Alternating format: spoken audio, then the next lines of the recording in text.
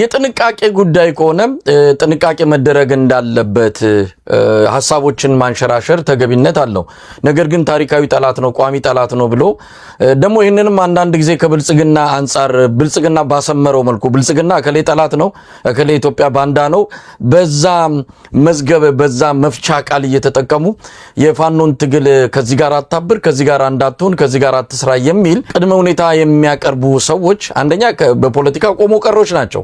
አዎ ከዋት ጋር መተባበር ከሌላም ጋር መተባበር በጥንቃቄና የአማራን ህዝብ ጥቅም አጠቃላይ የኢትዮጵያን ህዝብ ጥቅም በማይነካ መልኩ ነገር ግን ቀደም ሲል ታሪኮችን ጠቅሳል በብዙ መንገድ በፖለቲካ ተራማጅ ሆነ በፖለቲካ ያው የፖለቲካ እንቅስቃሴ ብዙ ጊዜ አንድ ቦታ ላይ ተገትሮ ተቸንክሮ የሚቆም አይደለም ሁኔታዎችን ያየ ጥቅሙንና ጉዳቱን ያሰላ የሚንቀሳቀስ ነው አንድ ቦታ ዛው ተቸንክረ አጥርቅ ውስጥ ሆነ ግድ የለም ያ ጠላቴ ነው ብለ ሁሉ ጊዜ እየረገምከው ምን አይነት ለውጥ ልታመጣ ነው በትብብር የሚከናወኑ በጋራ ጥቅም ላይ የሚሰሩ ብዙ ስራዎች እንዳሉ እየታወቀ ለዛውም ይሄ በአንድ ሀገር ውስጥ ያሉ የተለያየ ፍላጎት የያዙ ኃይሎችን ተባብረው ለጋራ መስራታቸው ላይ ለዛውም ፋኖን የሚያል ጠንካራ የሆነ የታጠቀ ባሁን ሰዓት ባለው እንደው መመዘኛ ከሌላው ኃይል በተሻለ መልኩ ቁመና ላይ የሚገኝ ተልቆ ጥርት ያለ ይሄንን ኃይል ይዘ እንዲህ አይነት ሐሳብና ፍርሃት ስጋት ማንሳት እውነት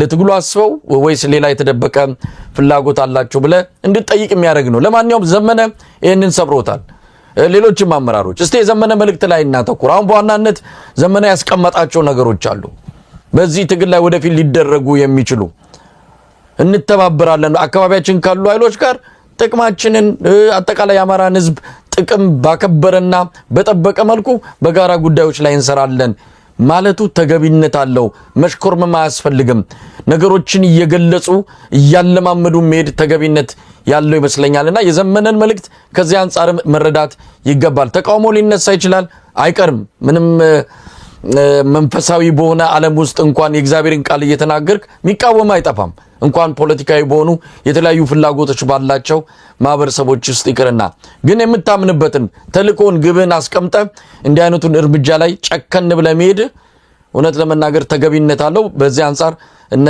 ዘመነ የጀመሩት መንገድ አጠናክሮ መሄድ እንዳለባቸው ነው እንግዲህ ከተለያየ አካባቢም የሚሰጠውን አስተያየት ተመልክቼ ለመረዳት የቻልኩት ልክ ነው አርበኛውን በግልጽ አስቀምጦታል በተለይ ሁለተኛውና ተያያዥ ፖሊሲያችን ከራስ መቻል ላይ የመነጨ ከሌሎች ጋር የሚደረግ የተመረጠ በጎ ትብብር ነው የተሰላና የተጠና ትብብር ሁልጊዜ አስፈላጊ ነው ጥቅምህን በሚስጥር ኪስ ይዘህ የሌላውን ወገን ጥቅም ሳትነካ የራስህን ሳታስነካ መተባበር ሁሌም ልክ ነው ስለዚህ አጭርም በረጅምም እንተባበራለን የቀጠናው ኃይሎችም ጋር ቀጠናዊ በሆኑ ጉዳዮች ላይ ከጥቅማችን አኳያ እናብራለን ፋኖ ልብ አላለውም የግዙፉ የውስብስቡ የምስራቅ አፍሪካ መልከ ፖለቲካ አካል ሆኗል ወይ ዋኝቶ ይወጣል አለበዚያ ግብ በሚያስነሳው ማዕበል ውስጥ ይሰጥማል ግዙፉ ቁመናችን በስሌትና በጥበብ አግዞ የምላጭ ጠርዝ ላይ የመቆም ኃይል ተጠንቅቆ ሌሎቹን ሳይደፍቅ አሸናፊ ይሆናል ብሎ በግልጽ አስቀምጦታል ሁለተኛው ተያያዥ ፖሊሲያችን በሚል ቀደም ነው በመግቢያው ይያሉ ማኒፌስቶ የሚሆን ሐሳብ ነው እንትን ያለው እንግዲህ ጠርዝ ላይ ቆመን ህዝባችን ጥቅም ሳናስነካ ሌሎችን ሳንነካ ከዛ ተጨማሪ ደግሞ የአማራው ትግል ሁሉም ነገር በአደባባይ ይነገረኝ ይላል ትልቁ ችግሩ እሱ ነው አንዳንዶች ምን እየሰሩ እንደሆነ ምን እያደረጉ እንደሆነ ማታውቅበት ሁኔታ አለ ከዛ በተጨማሪ የአማራውን ትግል የአማራውን አርበኛ የአማራውን ታጋይ የአማራውን ኃይል መናቅም ይመስለኛል ራስ ጠልነት ይመስለኛል አንዳንድ ጊዜ ማለት ፋኖን አለማመን የፋኖ መሪዎችን የሚናገሩትን ነገር በአግባቡ ካላመን ለምሳሌ መሳይ ዛሬ ድጋፍ እየሰጠ ያለው የሚዲያ ኃይል ዛሬ ድጋፍ ሁሉም ነገር አቅሙን እየሰጠ ያለ ህዝብ ዲያስፖራ ማህበረሰብ የተለየ መስመር ላይ ገብቶ ሲያገኘው እኮ የሚጠይቅበት እድል አለ አብይ አህመድን እኮ እንድንታገረው ማንንም ቆጥሮ የሰጠን የቤት ስራ የለም አይደል እየታገልን ያለነው ከህዝብ ተቃራኒ ህዝብን የሚጎዳ ተግባር ላይ ተስማርቶ ስለተገኘ ዛሬ በአገዛዙ ፕሮፓጋንዳ የተጠለፈ ኃይል ደግሞ የአገዛዙን ፕሮፓጋንዳ በሚያራምደው የውሸት መረጃን ነው ትርክት ተገንብቶ የፋኖ ኃይሎችን ለማጥራራት የሚደረገው ሩጫ በጣም አስቂኝ ነው። አንዳንዶቹ ሁለት ጎራ አንድ ግማሽ ፋኖ ደጋፊ መስለው ሙሉ ሰውነታቸው ግን ያለው ብልጽግና ጓዳ ውስጥ የሆነ ሰዎች ናቸው። ከዛ በተጨማሪ አርበኛውም እንዳለው ከዚህ አኳያ በተለይ ከቅርብ ጊዜ ወዲህ የሚስተዋለው ግርግር አማራውን ብቻውን ለማቆም ነው፣ ለማስበላት ነው። ይሄን በግልጽ ማስቀመጥ ያስፈልጋል። አማራው አጋር እንዳይኖረው፣ አጋዥ እንዳይኖረው በግራም በገኝም የተሳሉ ስለቶች እንዲወጉት እየተሰራ ያለ ሴራ ጌታቸው ረዳ አብይ ጓዳ ተሸጉጦ ቲፒኤፍ የሚባለውን ጦር በዋግምራና በራያ ግንባሮች እኮ ከፋኖ ኃይሎች ጋር እየተዋጉ ተማርከው አንተ ይዟል፣ በቪዲዮ ተሰራጭቷል። ማናቸው እነዚህ? የትግራይ ልጆች አይደሉም ናቸው አይደል? ቲፒኤፍ የሚባለው እኮ የትግራይ ልጆች ናቸው። ነገር ግን ከብልጽግና ጎን የቆሙ ናቸው። ሌሎቹ ደግሞ አንዋጋም ብለው በተጨባጭ ታይተዋል። ሌሎች ጥያቄዎች ሁሉና ወይ አላቸው ፋኖች። ስለዚህ አሁንም እኔ የአማራ ፋኖን ትግል ለሚደግፍ አንደኛ የመጀመሪያው መሆን ያለበት የፋኖ አመራሮችን ማመን መቻል አለባቸው። ማመን ሲባል የመጽሐፍ ቅዱስ እምነት ማለት አይደለም፣ ወይም ደግሞ የቁርአን እምነት ማለት አይደለም። የሚያደርጉትን የፖለቲካ እንቅስቃሴ በጥንቃቄ መከታተል ያስፈልጋል። ከዛ አኳያ ግን በራስህ እስካላመንክ ድረስ ራስ ጠልስ እስከሆንክ ድረስ ከምታሳካው የፖለቲካ ግብ የለም። ይህን በግልጽ ማስቀመጥ ያስፈልጋል። ከዛ በተጨማሪ አሁን ሁሉም ነገር የሚታወቅ ነገር ነው፣ የሚደበቅ ነገር የለም። በዛ ሂደት ውስጥ ግን ለአብይ አህመድ አጋዥ የሆነ የፖለቲካ እንቅስቃሴ ላይ የሚያደርግ ኃይል ካለ መጨረሻ ላይ ያፍራን። መሳይ ዛሬ እኛ እያራመደ ያለውን አቋም ነገ የኛን አቋም ተደግፎ የሚንቀሳቀስ ኃይል እንደሆነ በእርግጠኝነት መናገር ይችላል። ለምን? ይሄ አቋም ተገምግሞ ተሰልቶ ከዛ በተጨማሪ አዋጭ መንገድ መሆኑ የተጠናበት ስለሆነ ነው። ዝም ብለን ድንገት መተም ዘለበት ጉዳይ አይደለም፣ የአጋርነትና የትብብር ጉዳይ። ከዛ በተጨማሪ የአማራ ፋኖ ብሔራዊ ንቅናቄ የአጋርነትና ትብብር መምሪያ ብሎ ሲያቋቁም የመምሪያ ኃላፊውንም አርበኛ በፈንታውን ሲያደርግ ግለሰቡን አይደለም እኔ ማንሳት ፈልጌ ሹመትም እንዳለው አመራርም እንዳለው መግለጽ ስለፈለኩ ጎንደርን ከጎጃም ጎጃምን ከሸዋ አጋርነትና ትብብር ሊፈጥርበት አይደለም።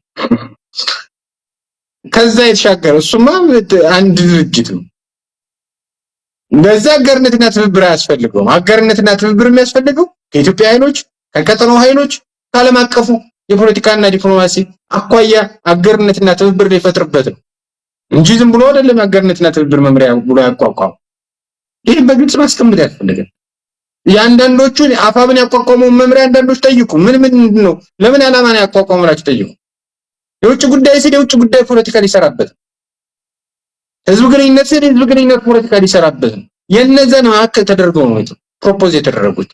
ዛሬ ላይ የመጣ እንዳልሆነ ጭምር ማስቀመጥ ፈልጋለሁ። ይሄው እንግዲህ ለብርጋዴር ጀነራል ተፈራ ማሞ የአማራ ፋኖ ብሔራዊ ንቅናቄ ወታደራዊ መምሪያ ኃላፊ ናቸው። እሳቸውም እንደዚሁ ለሮሃ ሚዲያ የሰጡትን ቃለ መጠይቅም ተከታትለናል። ተመሳሳይ መልእክት ያለው ነገር ግን አንዳንድ ታሪኮችንም እውቅና ማግኘት አለባቸው፣ ታሪክ በልኩ መነገር አለበት ነው። ፋኖን በጋራ እንምታ ብሎ አብይ አህመድ ህወሓት በዛ ላይ አልስማማም እንዳለ ይሄን አጋርነት በነገራችን ላይ ከኤርትራም ጋር ጠይቆ ነበረ፣ ፈቃደኛ አልሆኑም። ለማንኛውም ጀነራል ተፈራ ማሞ ይህንን ታሪክ አንስተዋል። ህወሓት አማራን አልወጋም ነው ያለው።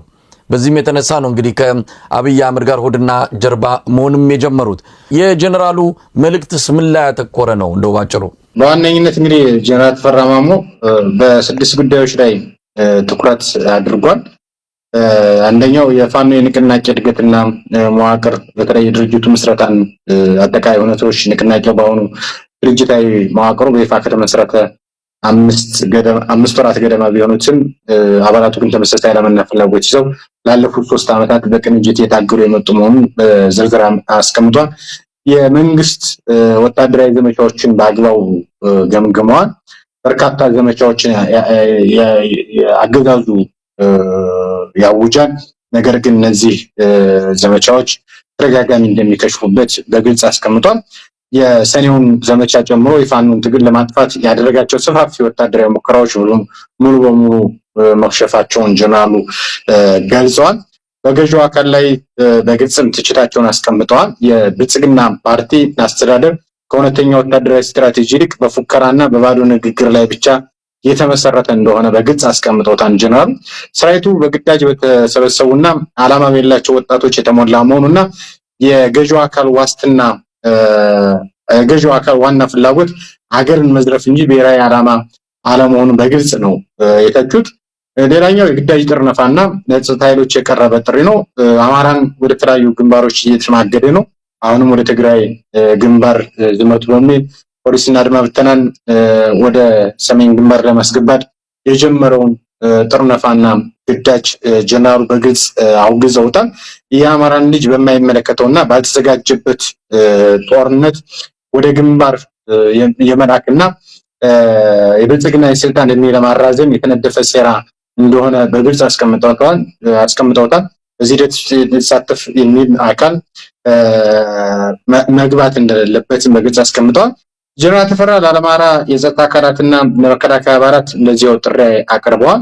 መታገል የሚፈልጉ ከፋኖ ጋር መተባበር እንደሚችሉ፣ መዋጋት የማይፈልጉ ደግሞ ህይወታቸውን ለማዳን ፋኖ ነፃ ባወጣቸው አካባቢዎች መጥተው በሰላም መቀመጥ እንደሚችሉ ድጋፍም እንደሚደረግላቸው በግልጽ አስቀምጠዋል።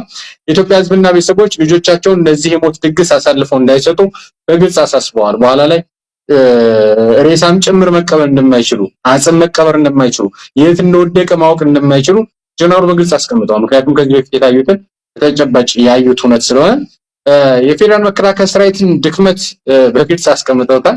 በተለይ የፌዴራል መንግስቱ ወታደራዊ መሪዎች እነ ብርሃኑ ጁላና አለምሸት ጦርነቱን እንዳደክማቸው በአደባባይ መናገራቸውን በማንሳት የብልጽግና መሪዎች ራሳቸው ጦርነቱን ማሸነፍ እንደማይችሉ በደንብ ያውቃሉ ብለዋል። እንግዲህ ጀነራል አለምሸት ያደረጉትን የውስጥ ኢንስፔክሽን ሪፖርት በማጣቀስ የፌዴራል ጦር ያለ ታንክ ከባድ መሳሪያና ድሮን ድጋፍ አንዲት ተራራን እንኳን መያዝም ሆነ መከላከል እንደማይችልና ከፍተኛ የወታደር ቁጥር ወደ ፋኖ እየገባ መሆኑን ጀነራሉን ጠቅሰዋል። እንግዲህ የፓርላማውንም በተመለከተ ጥያቄ ተነስቶላቸው የፓርላማውንም በተለይ የሀገር ሉዓላዊነትና የፓርላማው ሚናንም በተመለከተ ሀሳብ አንስተዋል። ጠቅላይ ሚኒስትር አብይ አህመድ በፓርላማ ስለ ሀገር ሉዓላዊነት የተናገሩትን የሞራል መነሻ የሌለው የውሸት ስብከት ሲሉ ነው ውድቅ ያደረጉት። ለዚህ ማረጋገጫ የሱዳን ጦር በጎንደር በኩል የያዛቸውን መሬቶች እስካሁን አለመልቀቃቸውን በግልጽ አስቀምጠዋል።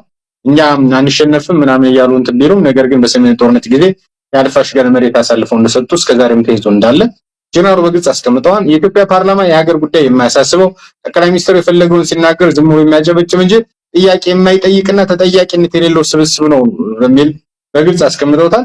ሌላኛው እንግዲህ በተለይ ስለ ጥምዶ ጉዳይ በተመለከተም ተጠይቀዋል።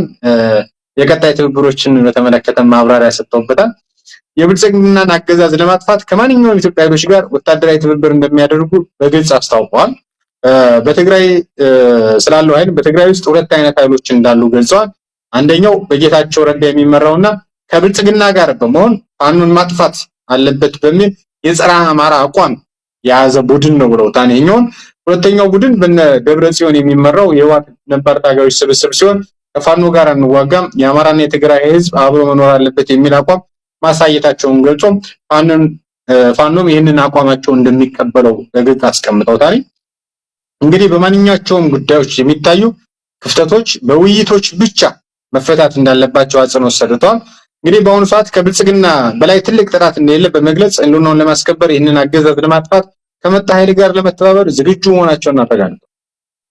እኛ ብልጽግና ለማጥፋት የሚመጣ የትኛው ኃይል ጋር እንተባበራለን ይህን እያሉ ያሉት የፋኖ ወታደራዊ አዛዥ ናቸው። ጀነራል ተፈራ ማሞ እንግዲህ በመጨረሻ መልእክታቸው ህዝቡ በተጋነነ ግብርና በግዳጅ ወታደራዊ ምርመራ እየተሰቃየ መሆኑን በመጥቀስ ከዚህ ጭራቅ አገዛዝ ለመላቀቅ ከትግል ውጭ ሌላ መፍትሄ የለም ብለዋል። ሁሉም አቅም በፈቀደው መጠን ከፋኖ ጎን ቆሞ የድርሻውን እንዲወጣና ሀገሪቱን ከውድቀት እንዲታደግ ጥሪ አቅርበዋል። ከፍተኛ የሆነ አደጋ በህዝብ ላይ ተደቅኗል፣ በኢትዮጵያ ላይ ተደቅኗል። ይሄን አደጋ በጋራ ልንመክተው ይገባል ብለዋል። እንግዲህ አጠቃላይ ስናየው ጀነራሉ መግለጫ እንደዚሁ በተመሳሳይ ከድርጅቱ መሪ ከንቅናቄው መሪ አርበኛ ዘመነ ካሴ ጋር ተመሳሳይነት ያለው ሁሉም በሚባል ደረጃ ይሄ አንድ ግለሰብ አቋም ነው ምናምን እያሉ ማህበራዊ ሚዲያ ላይ ለትችት በራቸውን የሚዘረጉትን የባለጭቃ ጅራፎቹን የሚፈነቁት እንደሆነ የአማራ ፋኖ ግን በሙሉ ቁመና ላይ በተለይም ደግሞ ከዚህ ከአጋርነትና ከትብብር አኳያ ግልጽ የሆነ አቋሙን እያንጸባረቀ ይመስለኛል። ከዚህ በፊት ሲሽኮረመው ነበረ በተለያዩ ሚዲያዎች፣ ምክንያቱም ከፍተኛ የሆነ ጫና እንዳለባቸው እናውቃለን።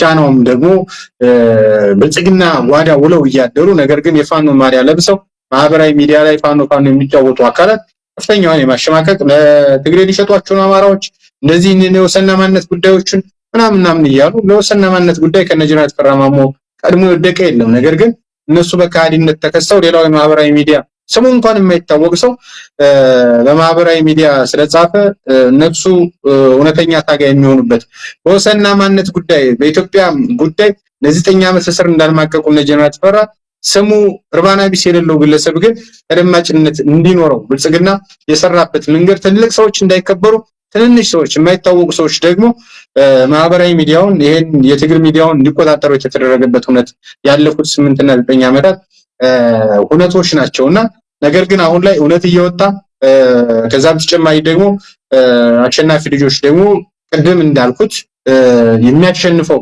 የፖለቲካ አስተሳሰብ እየገፋ ያለበት ሁኔታን መረዳት ይችላል። ሙሉጌታ እስቲ ወደ ትግራይ ወቅታዊ ሁኔታ እንምጣ። የትግራዩን በተመለከተ የተለያዩ መረጃዎችን እየሰማን ነው። አሁን ወቅታዊ ሁኔታን በተመለከተ በትግራይ የወታደራዊ አፈሳ እየተካሄደ ነው በሚል የብልጽግና ሚዲያዎች ሰፊ ዘመቻ ጀምረዋል። ስለዚህ የትግራይ ተወላጆች በህወሓት አንጻር እንዲያምጹና ህወሓት ላይ ተቃውሞ እንዲያስነሱ በኢትዮጵያ መገናኛ ብዙሃን አብይ አህመድ በሚቆጣጠራቸው በሙሉ የትግራይ ተወላጆች እየቀረቡ የህወሓት አመራሮች ላይ ከፍተኛ ዘመቻዎችን እያካሄዱ እንዳለ እየታዘብን እንገኛለን። ግን የትግራይ ተወላጆች ታዲያ የት ነው ማረፊያቸው? እዛ አይመችም ካሏቸው ወደ ሀገራቸው አዲስ አበባ ሀገራቸው ነው፣ ሌላው ኢትዮጵያ አካባቢም ሀገራቸው ነው። ወደዛ እንዳይመጡ ከመጡም እንዲታሰሩ እየተደረገ ያለበት ሁኔታ ነው። ይህንን በቀጥታ ጌታቸው ረዳም ሲናገር ተሰምቷል። ከ300 በላይ የትግራይ ተወላጆች ታስረዋል ብሎ የገለጸበትንም አንድ የመድረክ ንግግር ሰምቻለሁ። ከዚህ በተጨማሪ ዋዜማ ሚዲያው ላይ እንደዘገበው ከሆነ ከትግራይ ክልል ወደ ከመቀሌ ማለት ነው ወደ አዲስ አበባ ሲጓዙ የነበሩ መንገደኞች አላማጣ ላይ እንዳያልፉ ወደ አዲስ አበባ ወደዛ አቅጣጫ እንዳያልፉ ኬላ ላይ ተከልክለው የትግራይ ክልል ተወላጆች የትግራይ ትግርኛ ተናጋሪዎች ብቻ እንዲመለሱ ተደርገው ሌሎች ወደ አዲስ አበባ አቅጣጫ እንዲገቡ የተደረገበት እርምጃ መወሰዱን የተገለጸው። ስለዚህ የትግራይ ተወላጆች አላማጣን አልፎ ወደ መሃል ሀገር መሄድ እንዳይችሉ ብልጽግና ውሳኔ ላይ ደርሰዋል።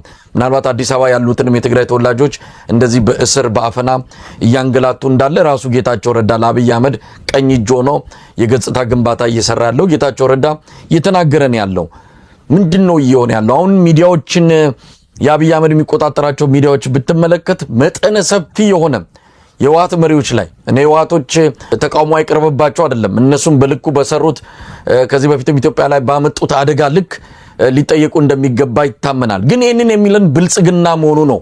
የትግራይ ተወላጆችን የምናውቃቸው ቀደም ሲል ጋዜጠኛ የነበሩ አሁንም አዲስ አበባ ቁጭ ብለው ለብልጽግና ቀለም የመቀባት ያህል ፕሮፓጋንዳ ላይ ተጠምደው ያሉ ሰሞኑን በተከታታይ በየዕለቱ እየቀረቡ ለአብይ አህመድ ምርኩዝ ሆነው እያየናቸው ነው። እንዴት አየው? በተለይ ከትግራይ አንጻር የአብይ አህመድ አገዛዝ የሆነ የሰጋው ነገር አለ፣ የሆነ ነገር እየመጣበት እንደሆነ ተናግሯል። ተያይዘው እየመጡ ነው። ሱዳን፣ ኤርትራና ህወሓት እንደዚሁም ፋኖንም ይጠቅሳል። ተያይዘው እየመጡ ነው። ይሄን እንዴት ታየዋለህ ሙሉጌታ? እሺ አመሰግናለሁ መሳይ። ይሄ ሁነት ከየት መነጨ የሚለውን በግልጽ ማስቀመጥ ያስፈልጋል። ባለፈው ጻድቃን ገብረትንሳኤ ኤንቢሲ ሚዲያ ላይ ቀርቦ የህወሓት ኃይሎች በዚህ በሱዳን ምናምን ሲል ነበረ። ወይም ደግሞ ጻድቃን በተቃራኒ የቆመው የደብረጽዮን ቡድን በሱዳን በኩል ከፍተኛ የሆነ እንቅስቃሴ እያደረጉ እንደሆነ በግልጽ ሲነገር ነበረ። ከሰሞኑ በጀነራል አልቡርሃን የሚመራው ኃይል በኢትዮጵያ ድንበር የሚገኙ ኩርሙክ ከተማን ተቆጣጥሯል። እንግዲህ አብይ አህመድ ከሰሞኑ ፓርላማ ላይ ቀርቦ በሚናገርበት ወቅት ከፍተኛ ውጊያ ነበር መሳይ። የዛን ቀን ሱዳንም ህወሓትም ኤርትራን በጋራ ሆነው ሌላም ተጨማሪ ኃይል ካላቸው መሞከር ይችላሉ። ነገር ግን ኢትዮጵያ ትሸነፍ በሚልበት በዛን ወቅት ስለሚያውቀው ሲከታተለው ያደረ ስለነበረ ኩምሩክ የምትባለውን ከተማ ለመቆጣጠር ከፍተኛ ውጊያ ነበር። ከዛ ከፓርላማ እንደወረደ ኩምሩክ ከተማ ሙሉ በሙሉ በዚህ በጥምረቱ ኃይል ነው የወደቀችው። በዚህ ውጊያ ላይ አርኤስኤፍ ተዋግቷል፣ ኤንዲኤፍ ተዋግቷል፣ የኢትዮጵያ መከላከያ ሰራዊት ተዋግቷል፣ የሄሚቲ ሐምዳን ዳጋሎ ጦር ተዋግቷል፣ ሌሎች ቅጥረኛ ኃይሎችም ተዋግቷል። በዛኛው በኩልም ሳፍን ጨምሮ ሳፍ ብርጌድ 4 የሚባለው ከፍተኛ ውጊያ እንዳደረገ ነው የሰማነው። ይሄ ከተማ ከተቆጣጠሩ በኋላ ከፍተኛ የሆነ አደጋ ወደሱ እየቀረበ መሆኑን ተረድቷል። ይሄ በግልጽ ባክግራውንድ ስለሚያስፈልገው ዝም ብሎ ጩኸት እንዳልሆነ አድማጭ ተመልካቾቻችን እንዲረዱት ይህን ሚዲያ እየተከታተሉ ያሉ ሰዎች እንዲረዱት ስለሚያስፈልግ ነው። ኩምሩክ የምትባለው ከተማ ልክ ኬንያ ሞያሌ ብዙ ሰው ይረዳዋል፣ ኢትዮጵያ ሞያሌ ነው ብዙ ሰው ይረዳዋል ብዬ ስለማስብ እሱን ላንሳ። ኢትዮጵያ ሞያሌ የሚባል አለ፣ ኬንያ ሞያሌ የሚባል አለ። ድንበር ነው የሚለያየው፣ ሁለቱም ሞያሌ ነው የሚባሉት። ልክ በተመሳሳይ ሱዳን ኩምሩክ የሚባል አለ፣ ኢትዮጵያ ኩምሩክ የሚባል አለ። ዋናውን የሱዳን ኩምሩክ ሙሉ በሙሉ በሱዳን ኃይሎች ወይም ደግሞ በጥምረት ኃይሉ ቁጥጥር ስር ወድቋል። የዚህ የሱዳኑ ኩምሩክ በቁጥጥር ስር መዋል ወይም ደግሞ ነፃ መውጣት ከፍተኛ ድል በእነዚህ ኃይሎች ላይ በአብይ አህመድ ደግሞ ከፍተኛ ኪሳራ መጥቶበታል።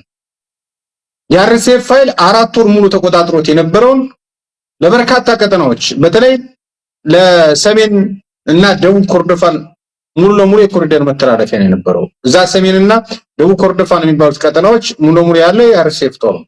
ይህ መስመር ሲቆረጥ የአብይ አህመድ የሎጂስቲክ መስመር በተለይ ከአንዳንድ ሀገራት ጀምሮ በደቡብ ሱዳን አድርጎ መጥራት ስላልፈለኩ እነዛ ሀገራት እስከዛ የሚያደርስበት መስመር ተቆረጠ ማለት ነው። ሌላኛው የምዕራብ ዳርፉር የሚባለውን ቀጠና ጨምሮ አርኤስኤፍ አለ። እነዛን ቀጠና ተቋረጠ ማለት ነው። የአርኤስኤፍ ከፍተኛ ኃይል እዚህ ቀጠና ላይ ተመቷል። የአብይ አህመድ የመከላከያ ሰራዊት ከፍተኛ ኪሳራ ደርሶበታል። ስለዚህ እነዚህ ኃይሎች የጋራ ጥምረት ወደፊት የሚገሰግሰው ወደ ኢትዮጵያ ኩምሩክ ከተማ ነው የሚሆነው። ማስቆም አይችልም አብይ አህመድ፣ ምክንያቱም የሱ መከላከያ ሰራዊት እዛ ሲዋጋ ተገኝቷል።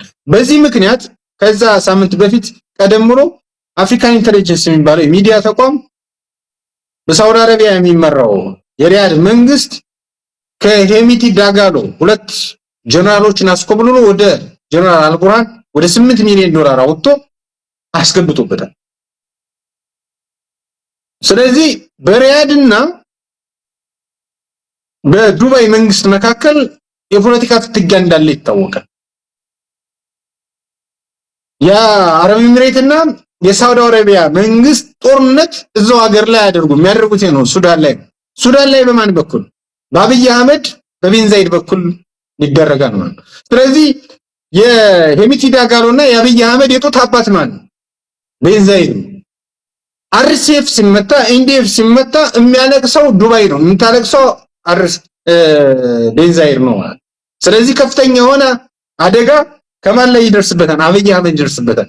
ለፋኖን የሚዋጋበት በጀት የሚሰጠው ዱባይ እንደናት አይኤምኤፍ ነው ያለው። እንደ ወንድሜ ነው የማየው የሚባለው ቤን ዛይድ እንደ ወንድሙ አያየውም። ቅጥረኛ ዋጊና ቅጥረኛ ተዋጊ ስለሆነ ነው አብይ አህመድ የሚቀበሉ። እዛ ቀጠና ላይ የወርቅ ንግዱንም ምኑን ስለሚያመቻችለት ነው። ስለዚህ በዚህ ሂደት ውስጥ ከሰሞኑም አብይ አህመድም ፓርላማ ላይ ቀርቦ ያካተረበት ሁኔታ አለ። ሱዳን ላይ ገብታችሁ አትሙቱ ብለናል። የህወሓት ኃይሎች በዚህ ውጊያ ላይ ከፍተኛ ድል አግኝተዋል። ስለዚህ የህወሓት ኃይሎች እየገሰገሱ በዚህም በኩል መምጣታቸው አይቀርም። ትናንትና ሁለት ደግሞ አርበኛ ዘመነ ካሴ እዛው ቀጠና ላይ መተከል ላይ ሰራዊት አስመርቋል። ስለዚህ አብይ አህመድ ላይ ከፍተኛ የሆነ አደጋ ፍንጫው ላይ እያሸተተ ነው። ስለዚህ ለመዳኛና የመውጫ መንገድ የሚያደርገው ከዚህ ከነጌታቸው ረዳ አንጃ ጋር ከመቀሌ የተሰደደ ቡድን አለ።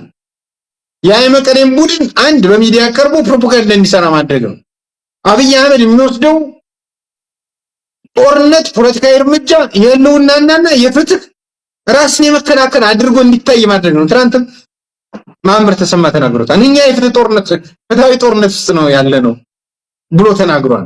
ስለዚህ ነገ ትግራይን ቢመታ በመድፍ ይመታ በድሮም ቢለበድብ ለኢትዮጵያ ህዝብ ምን ማድረግ መቻል አለበት? መጀመሪያ የማድረገው ጦርነት የህልውና ነው። ለዚህ ደግሞ ትግሬዎች እየደገፉኝ ነው። ቅድመ 2013 ዓመተ ምህረት መስከረም ወርና ነሐሴ ወር ላይ ነሐሴ 2012 እና መስከረም 2013 ላይ ሲያደርገው የነበረው የፖለቲካ ፕሮፓጋንዳ ዛሬ እየደገመው ነው ማለት ነው። ከሰሞኑ በሁሉም ነው የብልጽግና የማህበራዊ ሚዲያ ሚዲያዎች፣ መደበኛ ሚዲያዎች፣ ከዛ በተጨማሪ ገለልተኛ ነን ባይ ቅጥረኛ ሚዲያዎች በሰፊው የተሰማሩበት። ህወሓት የማይማር ፊላዴልፊያ ምናምን ትባል ልጅ ሳይቀር እነሱ ሳይቀሩ ካድሬዎቹ ሳይቀሩ ጻፉ ተብሎ ማለት ነው። መቼም ብልጽግና በጣም ነው የሚያስቀውና ስለዚህ የሆነ አደጋ ከፊቱ ላይ ተደቅኗል።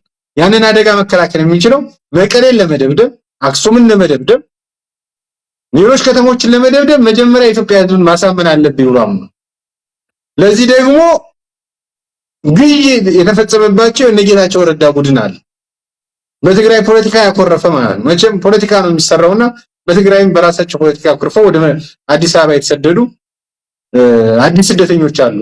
የፖለቲካ ስደተኞች ሀገራቸው ከመቀሌ ተገፍተው የወጡ ማለት ነው። እነዚህ ኃይሎች ደግሞ ከአገዛዙ ጎን ተሰልፈው የራሳቸውን ህዝብ ነገ አብይ አህመድ እኮ የዚህ ቀርቦ እየለፈለፈ ያለውን የጌታቸው ረዳን ቤተሰብ ጭምር በከባድ መሳሪያ ሊመታ ይችላል፣ በድሮን ሊመታ ይችላል።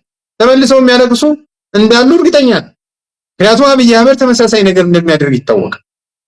ባለፉት ዓመታት እያንዳንዱ የሰራውን የፖለቲካ እርምጃ ስናይ ከዚህ የተለየ ነገር እንደማያደርግ ይታወቃል። እነዚህ ሰዎች ግን ዛሬ አብይ አህመድ የሚያሸንፍ መስሏቸው ከአብይ አህመድ ጓዳ ሆነው የራሳቸው ማህበረሰብ ላይ እየፈረዱ ነው። ፖለቲከኞቹን ነጥሎ ቢመታን አይመለከተኝም፣ የፖለቲካ እንትስራው ነገር ግን ህዝብ ላይ ነው እያንዳንዱ ጠጠር የሚያርፍ፣ እያንዳንዱ ጥይት የሚያርፍ፣ እያንዳንዱ የጥይት አረር የድሮን አረር የሚያርፈው ህዝብ ላይ ነው።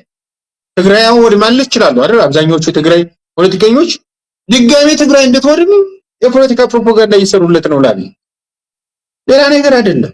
አብይ ግን ቅድም ከጠቀስነው በተለይ ያቺ ኩምሩክ የምትባለው ቀጠና የራሱን ሰራዊት ጨምሮ ተደምስሶ ቤንሻንጉል ጉምዝ ላይ የገነባው ለአርሴፍ የገነባው ወታደራዊም የሕክምና ተቋም ነገ ከነገ በኋላ ለመፍረሱ አብይ አህመድ ዋስትና የለውም።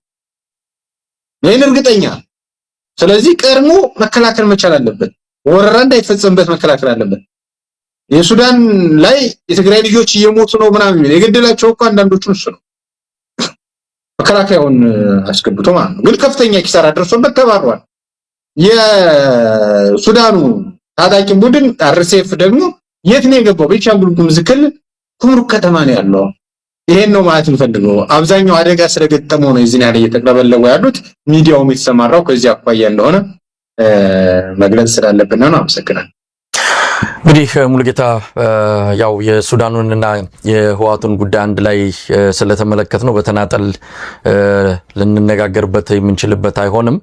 ያው የሱዳንም እንደገለጽከው ነው። በአሁን ሰዓት አብይ አህመድ እዛ አካባቢ ያለውን ነገር በተመለከተ ለኢትዮጵያ ህዝብ በይፋ የገለጸበት ወይም ደግሞ የኢትዮጵያ አቋም የኢትዮጵያ በዚህ አንጻር የምትከሰስባቸው ነገሮችም ካሉ ግልጽ የሆነ መረጃ እየወጣ አይደለም። የአሜሪካ መንግስት በሱዳን ጦርነት የተሳተፉ ኃይሎችን ለመቅጣት ሰነድ እያዘጋጀ ነው።